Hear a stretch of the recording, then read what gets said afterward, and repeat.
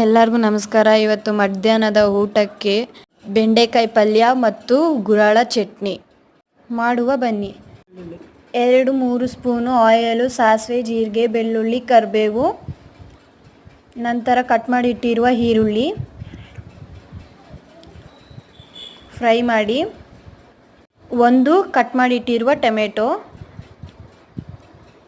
ನಂತರ ಚಿಟಿಕೆ ಅರಿಶಿಣ, ನಂತರ ರುಚಿಗೆ ತಕ್ಕಷ್ಟು ಉಪ್ಪು ಹಾಕಿ ಫ್ರೈ ಮಾಡ್ತಾ ಇರಿ 2 ನಿಮಿಷಗಳ ಕಾಲ.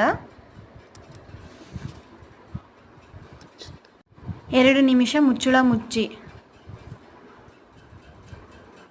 ನಂತರ ತೆಗೆದು ಅದನ್ನು ಫ್ರೈ ಮಾಡಿ ಇನ್ನೊಮ್ಮೆ ಕಟ್ಟು ಮಾಡಿ ಹುರಿದು ಇಟ್ಟಿರುವ ಬೆಂಡೆಕಾಯನ್ನು ಹಾಕಿ ಫ್ರೈ ಮಾಡಿ.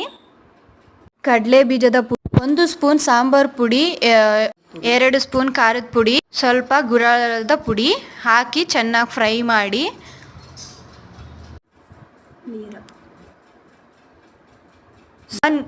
ನೀರು ಹಾಕಿ ನಂತರ ಕಲಸಿ ಚೆನ್ನಾಗಿ ಫ್ರೈ ಮಾಡಿ ಸ್ವಲ್ಪ ಹೊತ್ತು ಮುಚ್ಚಿ ನಂತರ ತೆಗೆದು ಇನ್ನೂ ಸ್ವಲ್ಪ ಫ್ರೈ ಮಾಡ್ತಾಯಿರಿ. ಸ್ವಲ್ಪ ಮೊಸರು ಹಾಕಿ ಕಲಸಿ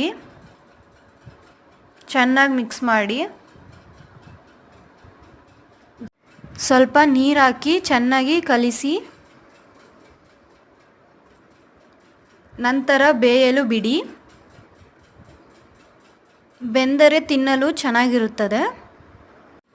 ಸ್ವಲ್ಪ ಕೊತ್ತಂಬರಿ ಸೊಪ್ಪು ಹಾಕಿ ಕಲಿಸಿ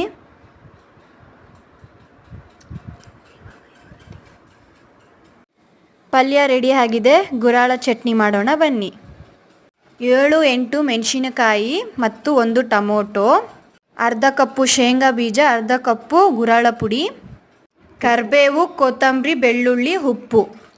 ನಂತರ ಮಿಕ್ಸಿ ಜಾರಿಗೆ ಹಾಕೊಳ್ಳಿ.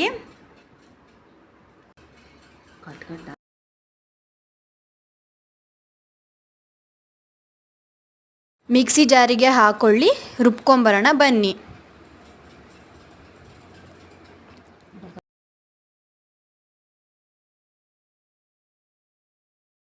ಚಟ್ನಿ ರೆಡಿ ಆಯಿತು, ಊಟ ತಿನ್ನೋಣ ಬನ್ನಿ.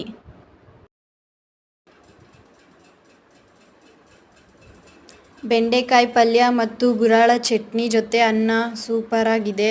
ಇದನ್ನು ಚಪಾತಿ ಜೊತೆಯೂ ತಿನ್ನಬಹುದು, ರೊಟ್ಟಿ ಜೊತೆಗೂ ತಿನ್ನಬಹುದು.